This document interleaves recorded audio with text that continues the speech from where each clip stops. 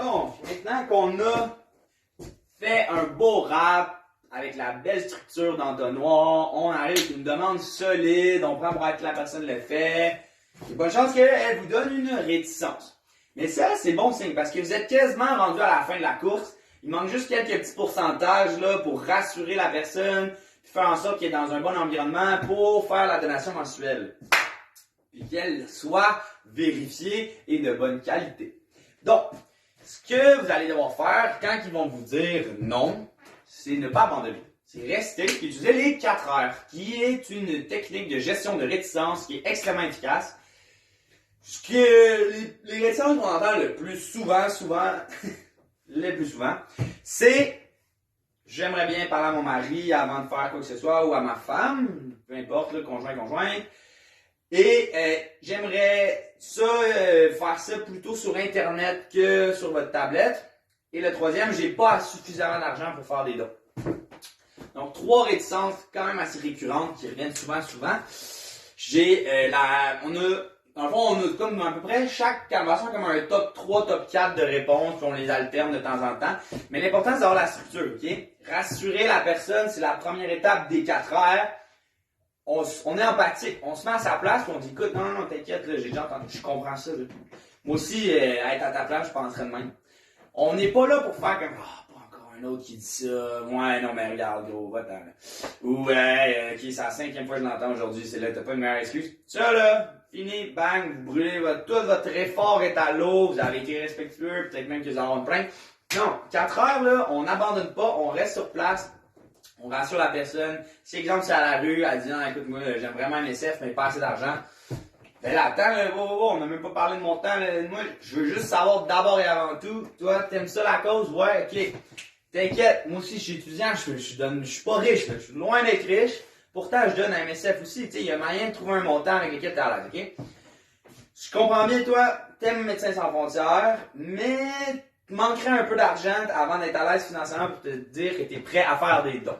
Ça, c'est la reformulation ici, là, qui était une des techniques préalablement dans les techniques de vente. Quand on reformule, là, on remarche un peu la réticence de la personne dans nos mots. La personne va trouver que vous êtes respectueux. Et lui, il a bien ciblé mon inquiétude. Il comprend. Il me comprend finalement émotionnellement. Il va y avoir une plus grande ouverture d'esprit de cette personne-là par la suite. Donc, on la rassure. On est là pour se mettre au même niveau qu'elle.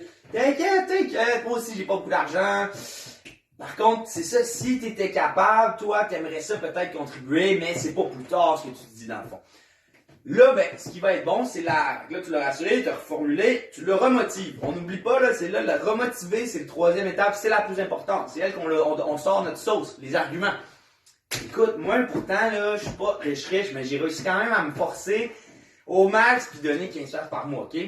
Parce que c'est déductible d'impôt. Puis 15$ par mois, ça sonne gros, là. Quand moi, je pense à mon budget à l'année, dans le mois, je suis comme 15$, c'est important. Mais quand je le ramène par journée, c'est 50 cents. En plus, c'est déductible d'impôt. C'est des peanuts. Puis finalement, je me dis, écoute, c'est quoi? C'est un Uber dans le mois, c'est peut-être un Subway ou un McDo de moins dans le mois, puis ça, c'est bon pour ma santé. Finalement, j'ai décidé de le faire. Puis moi, là, je te demanderais fortement de considérer, ok, parce que 15$, c'est rien, puis quand ça ira mieux financièrement, là, tu pourras augmenter à du 30-40. En lui disant ça, tu as remotivé, tu as rassuré la personne, tu as reformulé sa réticence, tu l'as remotivé, tu lui as donné des arguments. Mais là, redemande. C'est la 4e et dernière étape que souvent les gens oublient. Mais là, tu as perdu, la personne va peut-être s'en aller ou juste comme un malaise, comme, ok, ben, bye. Ben, redemande. Puis, assumptive, on prend pour acquis que les personnes le font. Ah ouais, maintenant, là, tu sais, ah ouais, 15$, force-toi, là, ouais, c'est rien, 15$. De toute manière, là, il y a un courriel de confirmation, tu as ton numéro d'identification, il y a quoi que ce soit, tu peux nous appeler, l'augmenter, la diminuer, mettre des pauses. On est très, très, très flexible parce que nous, on veut que le donateur se sente bien et respecté. Fait que je vais les écrire un peu plus bas, mais rassurer, reformuler, remotiver et redemander. C'est la gestion des réticences. Vous allez faire ce mécanisme-là, mais souvent. Des fois, là, c'est du 3-4 fois dans une porte, dans une conversation pour finalement avoir la donation. Fait que ça vaut la peine, là. Des fois, là, je vous jure, là, t'as envie, là, t'es comme, j'essaie-tu une petite dernière fois un indicateur? Ah ouais. Tu le fais une petite dernière fois, mais toujours en respectant quand même le non-verbal de la personne, en étant poli. puis en étant confiant, puis grounded. Les pieds à terre, là, on n'est pas prêt à partir. Moi, souvent, là, après une réticence, les nouveaux, là, sont comme, ah ouais, bye, ciao!